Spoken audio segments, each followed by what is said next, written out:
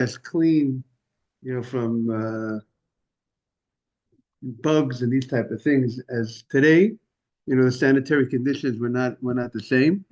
So therefore, there was much more of a issue, most probably, of delousing little insects that might be in someone's clothing. So now the Gemara continues on that point. Good morning, Mark. Morning, Rabbi. Okay, we're just saying we don't have such issues today with delousing our garments, and maybe there's little vermin, a little lice or whatever in our garments, but obviously the conditions back then might have been a more common situation. So and therefore they're dealing with it on Shabbat. 12a3. So the Gemara says, someone who delouses his garments to get rid of those little bugs on Shabbat. There's an opinion here that says molel. The first opinion says molel v'zorek. He's allowed to actually touch the. They did not make a prohibition of mukser on this thing, and they're allowed to actually roll it between his fingers and toss it away. Now, what's the idea of rolling it between his fingers? Because when you roll it to his fingers, it makes the little bug loses its strength, and therefore it's not going to be able to reattach to go to the guy's clothing. So, mafales kelav molel v'zorek. You go ahead and you throw it away, but muvashla yaharog. The first opinion says you got to be careful not to kill this little insect. And by the way, we're not talking about. This is not talking about an ant or a bug. It seems like we're talking about some other little maybe lice, something a little smaller than that, and which the Gemara, which we're going to see that good morning, Emmanuel, that this lice, the Gemara it looks at it like it's created from the sweat of the skin of the person, and it's not coming from. It's not like an animal that reproduces. It's coming from reproduction, and therefore the Gemara. Therefore, That's why there's a whole discussion about maybe it's not in the prohibition of killing a bug or an insect, because when the Torah talks about the Malach on Shabbat, we learned that the Malach on Shabbat is connected to the Mishkan, right? And the Mishkan, the animals that they would slaughter to bring to use their skins, as we're going to be learning about in the Mishkan. So those animals were animals that came from they were born from there's a reproduction process but not that it just came from so to speak from sweat or like that. So therefore it's it killed one animal or another animal, but here when it's not coming from that type of reproduction process, so therefore that's where this why some opinions are saying that there's no prohibition to kill this. There's no Torah prohibition to kill this bug, according to some opinions. Now, we mentioned earlier there was an argument if someone kills a lice on Shabbat, is it like killing a camel, right? We said there are different opinions. How do we look at, this little bug? Is it part of the prohibition of every other animal on Shabbat or not? That is the issue. So comes over here the Gemara. This opinion is saying, listen, you could go ahead and delouse the garment, but but make sure you don't kill this. Don't kill it. So this opinion holds that it's actually rabbinically the prohibition of killing this bug would be rabbinic. This lice will be rabbinic, and therefore, since it's rabbinic, he's not so concerned if you will roll this little bug between your fingers, um, because even if you would kill it by mistake, that would be a rabbinic prohibition. So we're not going to make a gzeira and a gzeira, offense on offense, meaning we're not going to forbid you to roll it because you might kill it. Because even if you kill it, it's only rabbinically prohibited according to this opinion. So therefore, good morning, Ralph. Good morning, Asaf. Good morning, Emmanuel. So therefore, this opinion said you can actually roll this little lice between your fingers, take away some of its strength, and then throw it away, but don't kill it. Don't directly kill it. That is the first opinion here in the Gemara. Now, what's the second opinion in the Gemara? Second opinion in the Gemara is Abba Sholome notel v'zorek.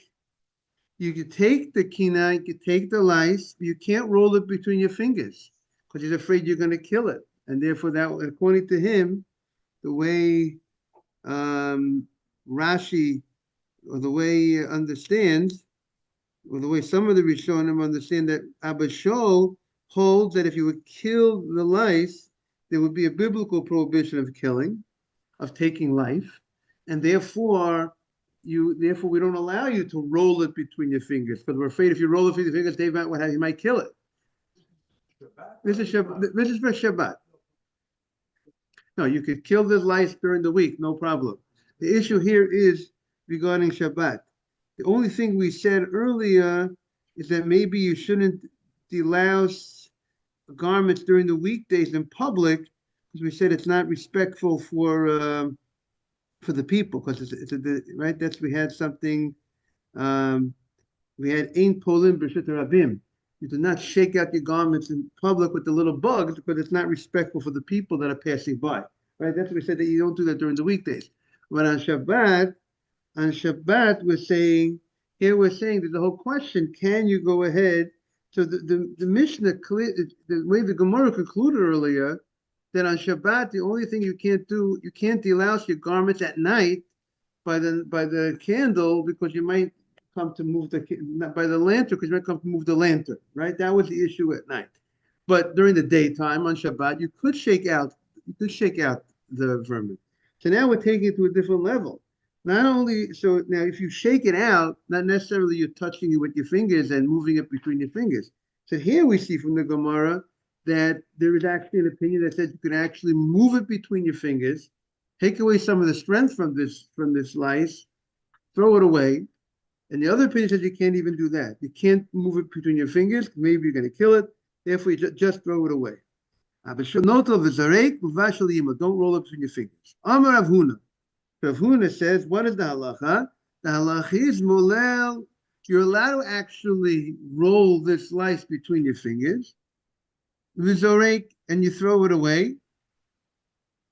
And therefore, that is because this opinion is holding that there's no biblical prohibition of killing this lice. So therefore, it's prohibited rabbinically to kill this lice. So therefore, if you roll it, you're careful not to kill it, that's good, and then you can throw it away. Zehu kavodo. And this is a proper way of removing the bugs. Even weekdays, this is a proper way of removing the bugs, is by going ahead and rolling it between your fingers and throwing it away. Now, so one of the commentaries say, rolling. See, the question is Rav Huna who says that you should roll it and throw it away. The question is it that Rav Huna holds that you can't kill it outright, which might be one way to learn Rav Huna. So he allows you to roll like the other opinion. Or they see that they quote in the name of the Ran, that the Ran holds that he actually holds you could actually kill the lice on Shabbat. He holds there's no problem. The rabbis never made a rabbinic prohibition of killing the lice on Shabbat. But, and Rav Huna does not say just be careful, don't to kill it. But Rav Huna says rolling it, because that's a much more, and throwing it away, it's a much nicer, honorable way of killing it, of getting rid of it, removing the lice, more than killing it. So therefore, that's interesting, right? That meaning to say, he holds technically there's no problem killing it. But in life, there's certain things, in many ways to skin a cat, so to speak. What's the right way to skin a cat? When you want to remove the lice, the nicer way, the more appropriate way, instead of killing it, is just throw it away. That's how the Ran is learning. And maybe with that backdrop, we could now the Gemara, now the flow of the Gemara is going to make a lot of sense, because now the Gemara says Rabba Mekatalu. Rabba actually killed the lice on Shabbat. Point the way, that's how Rashi learns Pshat. Other commentaries say, we're talking about the weekdays. That we just said, the question is, what is the more respectful way to get rid of these lice? Is it respectful to actually kill it outright, or is it or just to roll it and throw it away? So some learn this is about, Tosfos brings an opinion that it's about weekdays. In the weekdays, Rabbi would actually kill it outright. He did not hold it. It's a lack of respect, or it's more honorable to just roll it between your fingers and throw it away. And however, Rashi learned, no, we're talking about Shabbat. This opinion is saying on Shabbat, you're actually allowed to go ahead and outright kill it. And similar, meaning meaning he could actually kill it, and he wasn't, and also he held that you don't have to go ahead and it's not more honorable to actually roll it between your fingers and throw it away. And therefore, but Beis Hillel is going to say that you're allowed to kill this lice on Shabbat. Remember, you can't kill other bugs. You can't kill, but this type of bug is unique, because, like we said, there's one of the 39 malachot on Shabbos is taking a life of an animal, and we learned it out from the fact that they would slaughter the rams to get the skins as a cover for the Mishkan, which we're going to be learning about this week in Parashat Trumah. So just like so we learn out, good morning, Mark, that the prohibition of slaughtering, of killing, of taking a life is only by animals, things that are alive, that are similar to the ram. The ram is fruitful, it multiplies, and since the bug, this vermin it's not fruitful and multiply, it grows from the skin of the person. So therefore, there is no prohibition of taking the life. It's not in the family of the prohibition of taking the life of this lice. Taking the life of an animal on Shabbat because it's an aspect of work. Right. It's aspect of work that was done in the Mishkan, and of taking a life of the animal in order to, right. So therefore, the same way was an aspect of work in the Mishkan to slaughter the animal, take the life of the animal. So therefore, you can't kill any animal on Shabbat. You can't kill a bug on Shabbat. But here we're saying, maybe we'll take out tomorrow. We'll want to look at the Avad Yosef and the Yalkut Yosef more about these details. But they point out that this lice, what it does, it lays eggs in the hair of the person, or the skin of the person. So the lice is fruitful. It does so. So what does Rashi mean? So what does it mean when it says this lice is not fruitful?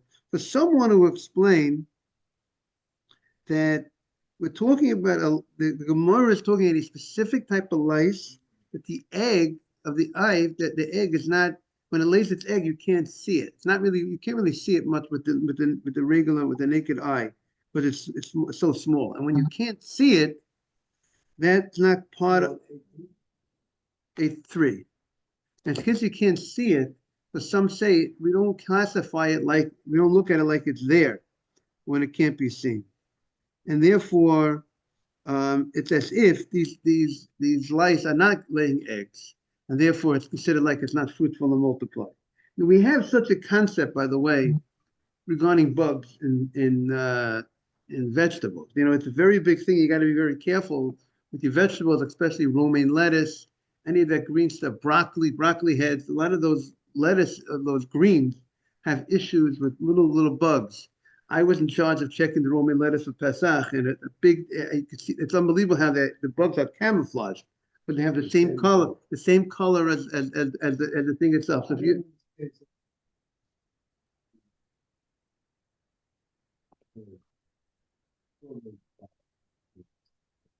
right, right. But you always have frozen stories because Maybe they've already disintegrated most probably, and they're. frozen stories okay, fresh stories okay. The worst case is frozen with bugs in the strawberry dead. But even the frozen strawberries, they first of all they usually have a hashgacha, it's with a supervision on it. So there's something that they're doing to most probably do something also. It's not like just leaving it. I presume they're doing something as well. What are the certifications? If I take fresh strawberries, clean them, freeze them, they're kosher. Okay, so it's maybe because they're relying. I'm saying usually again I have to look. We buy from with a certain supervision on those frozen strawberries. So the question is what level of washing? What They get to a point. What I remember them saying, they get to a They point. disintegrate a certain amount. Maybe because you maybe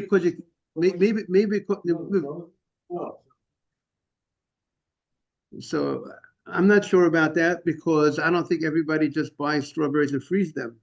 I think people go ahead and they buy specifically from there's some sort of supervision. So maybe some people take fresh blueberries all the time. Fresh blueberries. No, but I'm saying without what? It's a fresh blueberry. It doesn't mean that. Right, I'm saying, but if you're talking about fresh strawberries, people don't take fresh strawberries and freeze them and say, okay, I don't have to check them, right? Okay, so we have to look if that's sufficient. And we have to know if that's good enough of strawberries. We have to know maybe there's something that the supervision, the frozen strawberries have an OU on it, or they have something on the package. So maybe they're doing a certain level of something before. Strawberry, right, right, right. Because I presume, like we're saying, maybe like it could be that this disintegrating through the freezing of some sort. But but getting back to the bugs, a bug that could be seen by the eye is a problem. But if you have but if there's a bug that's so small that you can't see it, that's not cool. You need a magnifying glass to see it. That will not be considered a bug that the Torah is forbidding. The Torah is not asking of us to take a magnifying glass to check for bugs, that level. Meaning, if the only time you need to do that is when you really could see it, it can be seen, but I don't even know what I'm looking for. If you don't know what you're looking for, Rabbi, I didn't see the bug, but you don't know what to look for. You could see it. You could see, I could point to it, I could show you the bug. If you could, no, I'm talking about a kashrut and the bug in vegetables. If a bug that you can be seen, the fact that I don't see it doesn't make it, but it can be seen. I could point it out to you. I could show you where the bug is. So therefore, if you could see it, that would be a problem. Is it clear, Adam? That's a bug that's prohibited. Not necessarily, right, could be seen without a magnifying glass. A bug that could be seen, okay, it has to be a person. We're talking about a person with normal vision. Yeah. The average vision, now we're talking about the 100-year-old man that says, I can't see it. Yeah, right. But I'm talking about the normal vision. Remember, the person has the normal vision. If the bug is not able to be seen by the naked eye, you look at it, you don't see it. That's not a bug the Torah is forbidding. That's what the Aruch HaShulchan writes. But most of the bugs that we're talking about,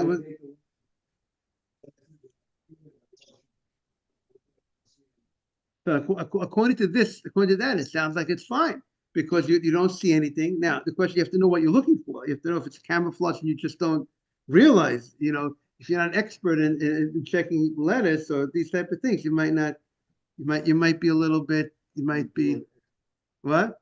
I don't know, but expert, if you don't have enough experience, you might not know exactly what you're looking for. Something can be right in front of your face, but if you're not really, if you don't really have an understanding of, if you don't have an understanding of what you're looking for. Okay, so the Gemara says, so now the Gemara continues. No, you could have there's a lot of vegetables. We're talking about kashrut. The issue of kashrut is a very serious prohibition to eat bugs. The best lettuce to eat, they're straight, there's not even a wrinkle on it. Yeah, but iceberg lettuce also is not so infested. Okay, but I'm saying, but romaine lettuce is a big issue. But romaine lettuce is a big problem. But you know what? You could have your you want to have your tomatoes, you want to have your peppers, you can have all that. Don't worry, Dave. No cleaning. So the lettuce, the romaine, you have to do what? That's just you wash properly. Yeah, you have to look through it. You have to inspect it. You have to look at it properly. Also, kale and spinach are much easier to wash and clean. They don't have the camouflage bugs. Romaine is #1. Problem. Yeah, #1 difficult. Romaine is the hardest one. Okay. You're not worried from a health standpoint. No, we're not talking about health. No. All about kashrut. The Torah has many prohibitions about eating bugs.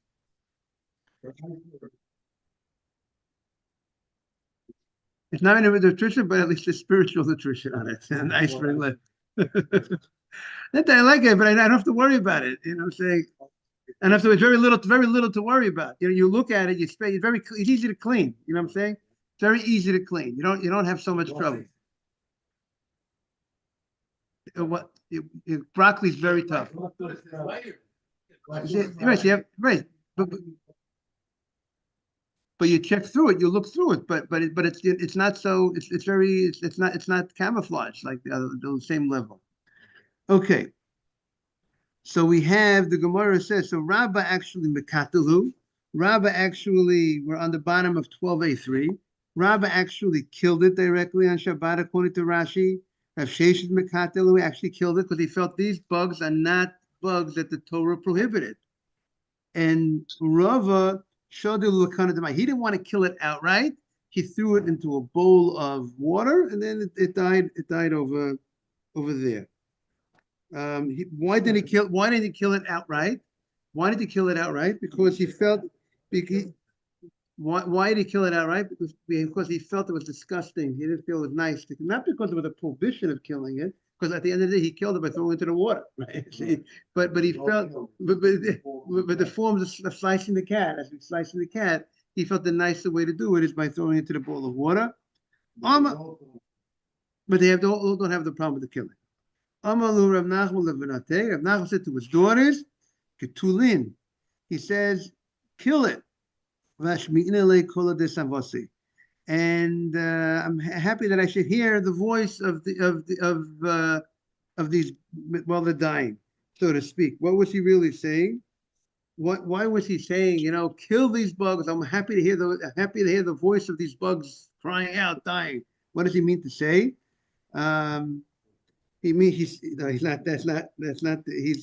wanted to show that the halacha is like Beit Hillel, that you could go ahead and actually kill the bug, this specific lice that lays, according to that pshat, its eggs in a way that you can't see the egg, and therefore you could go ahead and kill it.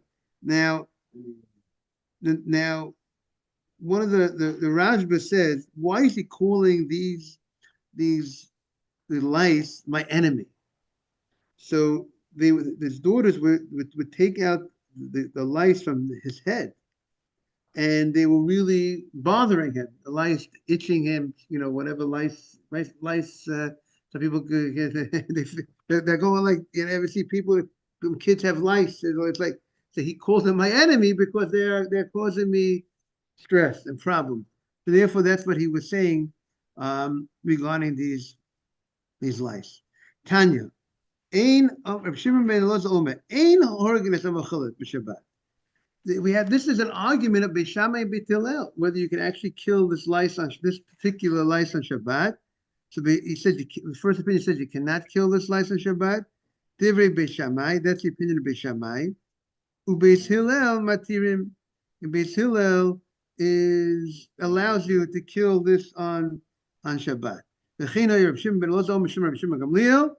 And the Gemara now says we have also another statement that regarding Reb Shimon Elazar said in the name of Gamliel about another argument between the Beis Shammai and Beit Hillel. What's the argument with Beis Shammai? By the way, I want to tell you, one thing, NYU, when I was giving a class, I was talking to the boys about bugs. I told them about lettuce, iceberg lettuce. I said to them, you know what? I want. It depends where you buy the iceberg lettuce, how easy it is to check. If you buy in a very quality store iceberg lettuce, it's very easy to check, most likely not infested. But if you go buy in Chinatown an iceberg lettuce, forget about it. So the yeshiva is near Chinatown, and I went to the Chinese store and I bought an iceberg lettuce, and I went to a fine fish supermarket, a real decent supermarket across them, and you see the bugs in the iceberg lettuce. They don't in the Chinatown. They didn't, they're not so clean. The sanitary conditions over there. Hope the Chinese. No, not be washed. Fresh iceberg lettuce. So no, they're both fresh. A fresh head of lettuce and a fresh head of lettuce. But the place where you buy it, that also makes a big difference. And the quality, if the quality is also how clean it's going to be. So in China, I would recommend stay away from buying iceberg lettuce in Chinatown in these stores, and you're able to see the bugs. I'm not, who knows where they came from, how the conditions that they store them. Therefore, I just want to. Yes, I'm saying that it's just also interesting to note. So it's much easier to check the iceberg lettuce, and it's much cleaner, and also depending on the quality. But you can't. But the fact you go to a good place, a quality place to buy that romaine lettuce is still that's not going to help you too much on the romaine. It definitely will help on the iceberg. The Gemara continues. There's another machlok regarding Shabbat. Very interesting machlokas. Here it goes. Ein mishatchin et hatinokel la'ares. Let's say her father is working out a deal to marry off his daughter to somebody, and maybe they're talking to the prospective father of the boy or the boy himself, and so you cannot.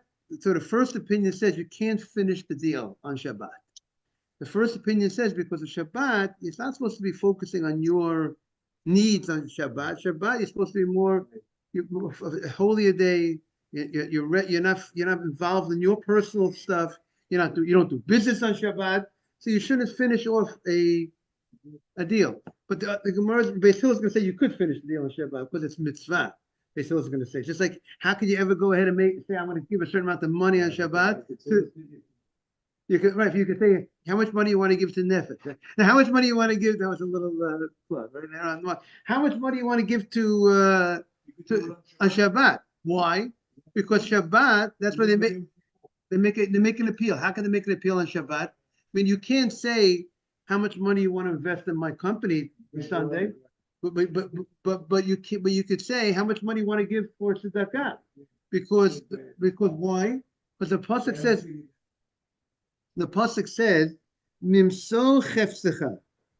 On Shabbat, you should not be doing your personal type of stuff that you're focusing on Shabbat. But if that's so the drasha is chefsecha. If it's your specific thing, but if it's not yours, it's Hashem's desires, it's Hashem's chefetz, chefsei shemayim. That you could do on Shabbat. That's why you're allowed to go and talk about. You're writing. I'm writing a Sefer Torah on Sunday. You want to come to the writing of Sefer Torah. I can't. I want this etrog on Shabbat. The guy comes in with etrog on Shabbat.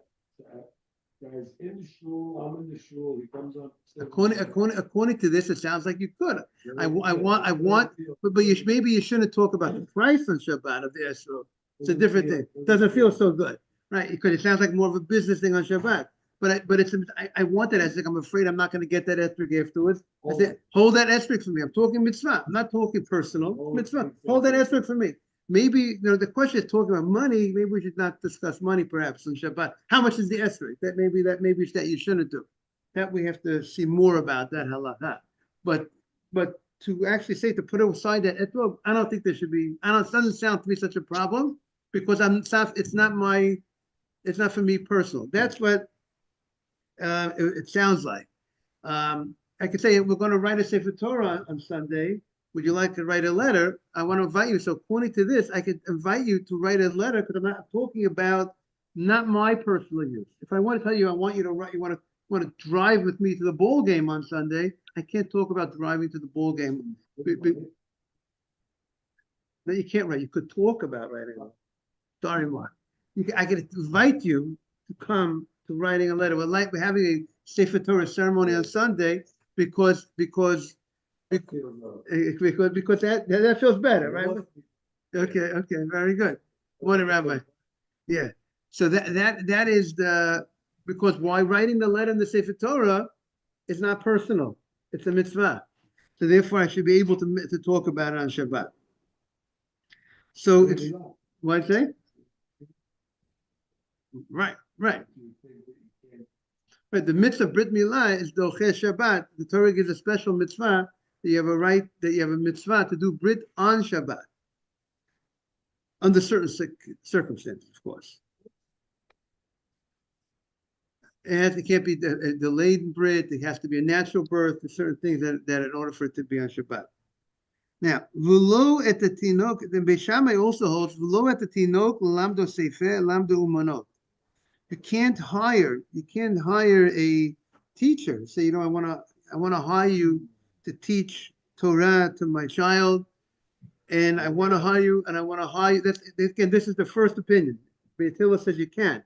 Beis Shammai says you can't hire someone. I want to hire you to teach Torah to my son. Right? Everybody here, Bez Hashem, is looking to people to teach Torah to their children. Adam one day will get married. Also, they have to hire someone to teach Torah to their children. And you cannot, by the way, he's a very great eligible bachelor. I want to tell everybody, okay, so now I'm telling you now, what they say, better late than never, you know what I mean? Great things happen, morning asaf. And he's still very young. So you cannot hire a teacher, Beis Shammai on Shabbat, to teach Torah or to teach a profession, right? You want Emmanuel. You want your son to have a profession.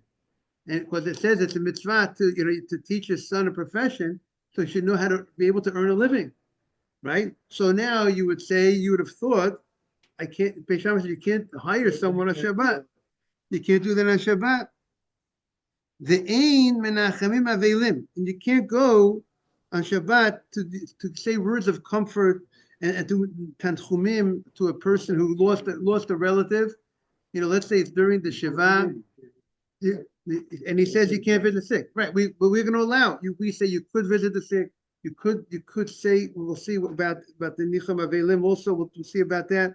It says you can't. He says you can't. Now people don't sit shiva on Shabbat. They don't sit on Shabbat. But can you go over to his house and just spend time with him? So Beis Shammai says you can't do that. You can't come. But right, exactly. You can't comfort the mourner.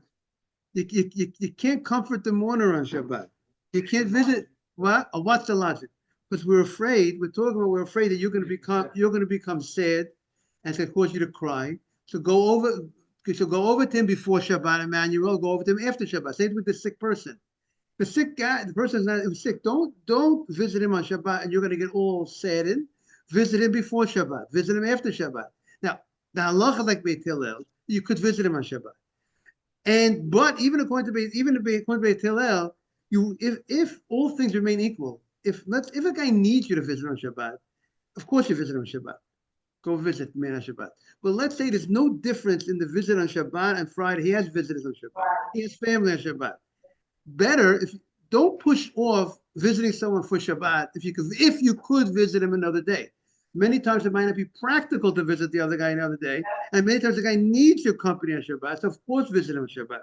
But if the guy does not need that, and you just want to push off, I visit people every Shabbat. That's what I do. But why don't you visit on Sunday? If you can visit, if you have the ability to visit on Shabbat or Sunday, you should really visit on Sunday. Is that clear? Bikkur Cholim. Even Bikkur Cholim. Only we're saying if there's no difference to if the person who's sick will benefit for you coming on Shabbat more than you coming on Friday, they need something on Shabbat they don't have on Friday or on Sunday. So go on, no question. But if there's no difference in the visit, it's only a question of the day I'm going to visit him, then better to visit not on Shabbat where you could feel distressed by seeing him. Of course, yeah. So so right, but the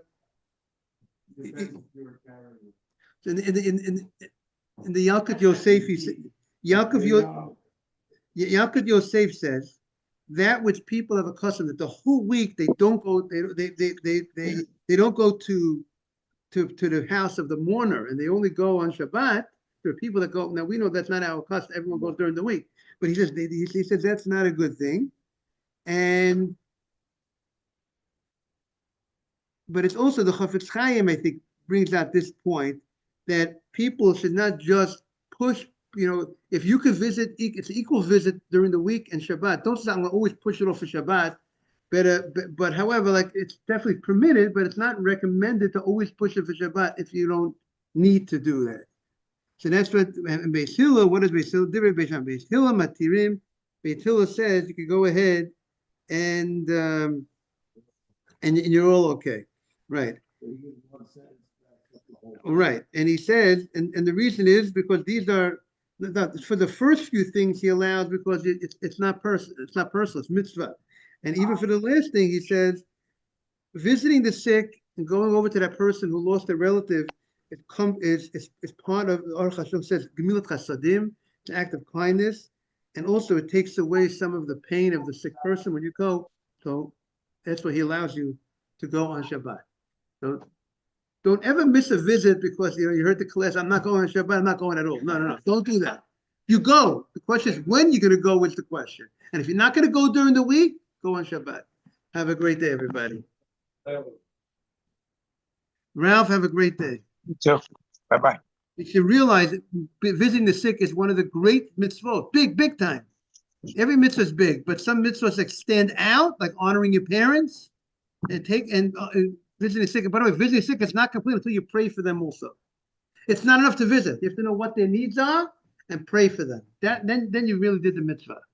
No specific prayer, like you think it in your head. No, you should say their name, wish them refuah shalema. That's what you should do. Is in the davening in your tefillah, and you have in mind chaim forever for rida. That's part of the mitzvah. Not only to visit him,